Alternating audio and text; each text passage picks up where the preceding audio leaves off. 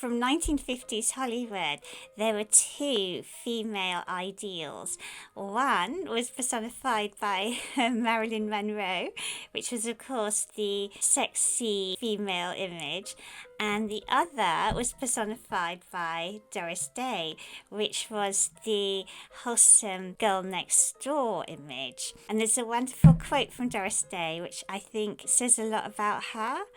And the quote is, "I like joy, I want to be joyous. I want to have fun on the set. I want to wear beautiful clothes and look pretty. I want to smile and I want to make people laugh. And that's all I want. I like it. I like being happy and I want to make others happy." And the dress I'm going to make, which is from a true 1950s vintage pattern, this one, which you didn't see in my 50s, early 60s dress patterns because I've only just bought it. It's a true vintage pattern in, a slightly tatty envelope, but with all the pieces intact. And I was able to trace them to make the dress. So I feel this pattern captures that joy spirit that Doris Day projected so well. And particularly when you consider that in her own life, she didn't have the happy family life that she portrayed on screen, and she desperately wanted. And maybe that's why she projected it with such emotion, because she wanted it so much. Actually, her marriages were to abusive, controlling, and often violent men, and who pushed her to do film after film, but took her money, and she actually ended up bankrupt, and you might know all this, and spent her final years woman after my own heart, collecting stray dogs and cats from the street. And she set up an animal shelter charity. So by all accounts, an absolutely lovely woman. And I feel like this dress captures the joy spirit that she portrayed on screen, her fantasy of the perfect wife, mother, joyful family life. It has the high neckline, the pretty rick-rack braid, the massive, in this case, big tiered full skirt, which of course makes one's waist look that much tinier. And I want to make it in a really cheerful, true vintage 50s fabric to capture the kind of dress that Doris Day might have worn on set. Oh, and before I start, I will just tell you what I'm wearing. So I'm wearing this late 40s, early 50s half hat.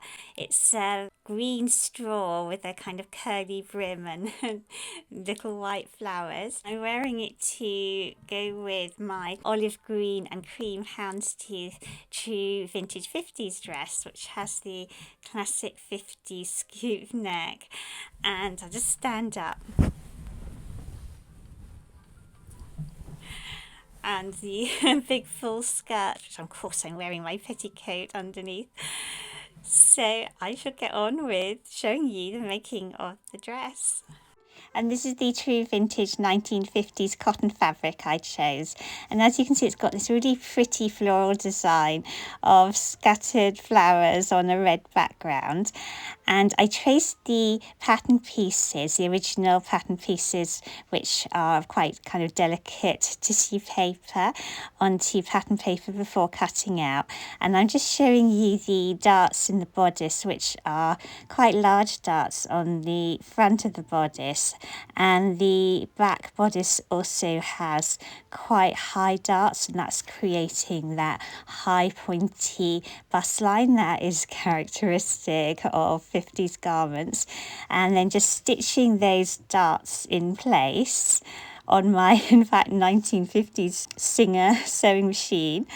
And here are the front bodice, one front bodice piece, just showing you that pointy shape that's already taking effect with those darts. And now I'm just attaching the front bands to both sections of the left and the right bodice. And on the right bodice piece, the right side of the button band is stitched to the wrong side of the bodice. The edge just turned under, and then it's folded over onto the right side of the bodice. And you can just see, I'm just showing you there how that's going to go, and then it will be top stitched down the edge there, and then on the left bodice piece the front band and the bodice piece are stitched right side to right side, and then the piece, it's sort of like a facing, it's then turned right side out, and that will then form the bands for the buttonholes and the buttons. So just stitching those down. As you can see, summer has finally come to Britain. And just before I do the top stitching, I just wanted to check that the button band is absolutely equal width all the way down, because obviously it's going to be right at the front of the bodice, so I want it to be absolutely accurate. And then that's just turned under like that, and it's then going to be top stitched in place. And of course the rickrack braid will also be added along that line too. And then just marking where the buttonholes are going to go, that's on the right side of the bodice for girls, the buttonholes on the right, the buttons on the left. And I'm going to be doing vertical buttonholes as suggested on the pattern. And the reason for doing vertical buttonholes where there's a whole line of buttonholes like that is if you don't get the buttons absolutely in the correct position, spot on, then the vertical allows the, doing that top stitching, the vertical allows the button to move up and down, so your bodice will still lie flat. And then just having a look for rickrack braid, or this floral braid is so pretty and it goes so well, but almost too well, and I haven't actually got enough of it, whereas I have 10 meters of this vintage rickrack braid in this kind of creamy ivory color, which I think will actually stand out a bit better. And I did want to use rickrack braid too, so I'm definitely going to use that. And I also have these check glass vintage strawberry buttons, and I think the colours of the strawberries pick up the design of my fabric really well. I think they are going to look really cute, and it shows it's worth being a hoarder, because you never know when things are going to match. And then sewing on those strawberry buttons to that front band, and I did all the work on the bodice before I joined it to the skirt. Because the skirt is so massive, it's going to be quite unwieldy, so I decided to finish the entire bodice before sewing it onto the skirt. So that's what the buttons look like sewn onto the front band of the left side of the bodice. And you can see how well the colours are picked up by those little strawberries. Very pleased with that. And then this is the back bodice. You can see I'm just pointing out those teeny little darts, they were just an 1/8 of an inch at the neckline to shape the neckline a bit, and then deep quite high darts in the back. And I'm now joining the front and back bodice pieces together, and I'm starting wrong side to wrong side because I want to do French seams. The sewing that I did so carefully yesterday evening when the light was a bit soft, now in proper daylight. See, the fabric it's very similar on the, you know what I'm going to say, don't you? It's very similar on the right side and the wrong side. And in a soft light, it kind of looks identical. But in fact, the flowers on the right side are just a little bit brighter. And I have basically sewn all the darts in the back and done the seams, but thank goodness I've not finished the French seams. And I'm going to have to unpick it all because the back is facing, the fabric is facing wrong side up. So I'm up in the loft where the light in the evening is just a little bit brighter than downstairs, because I want to make absolutely sure that when I pin the sections of the skirt tiers together, that each section is facing, I'm going to do French seams, so initially wrong side to wrong side. And because that print I showed you looks so similar front and back, right side and wrong side, I want to make absolutely sure that the skirt tiers are all going to face right side up. The top tier is obviously narrower, and that's just cut on the fold as one piece. The second tier obviously wider, and there is 4 sections to that piece. And then the final tier, which is already quite a big pattern piece, there are 6 of those.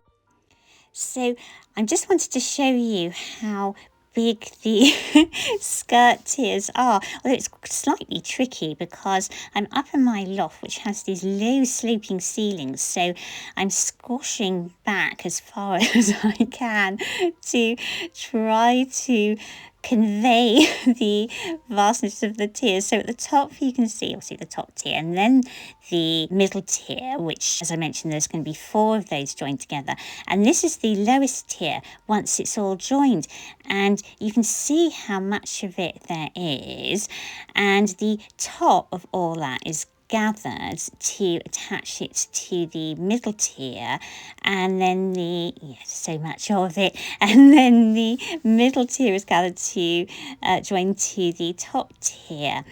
Oh, and I just seem to have gone back to the bodice here. So the collar is joined to the neckline of the bodice with that strip of bias facing that you can see.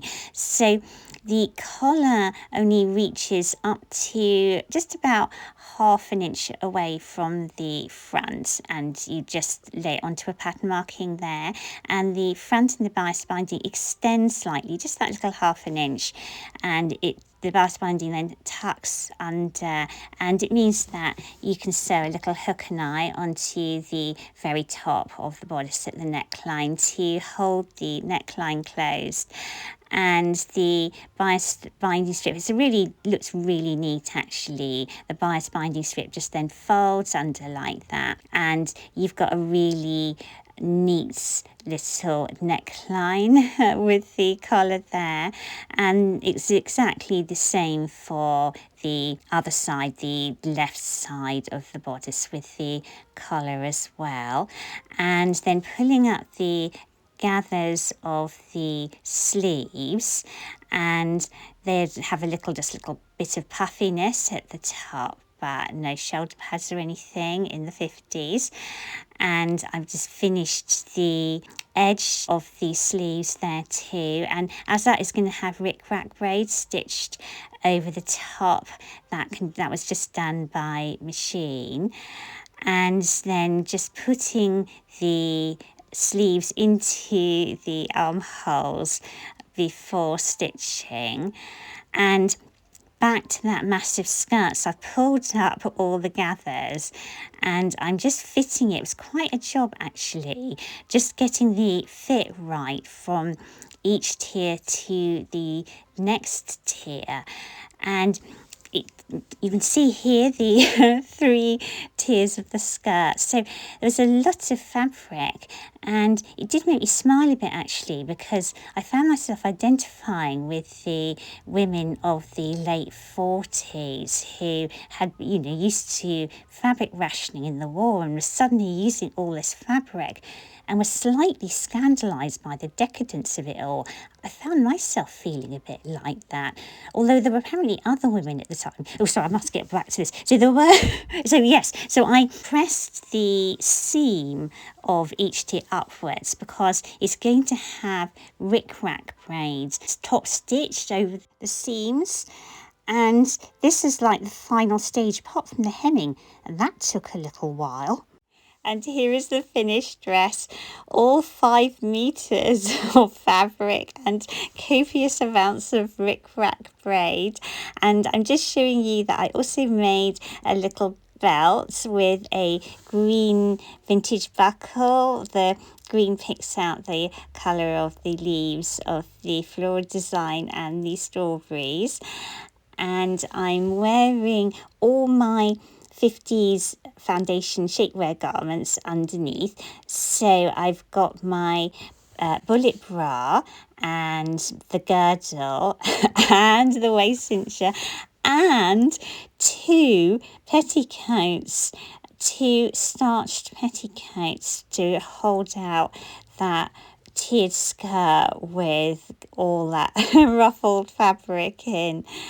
And I hope that you feel that the effect is really pretty and cheerful for summer. And as you can see, summer has actually finally arrived in the UK. I know we're known for going on about our weather, but it really is terribly unpredictable and therefore a constant source of consternation.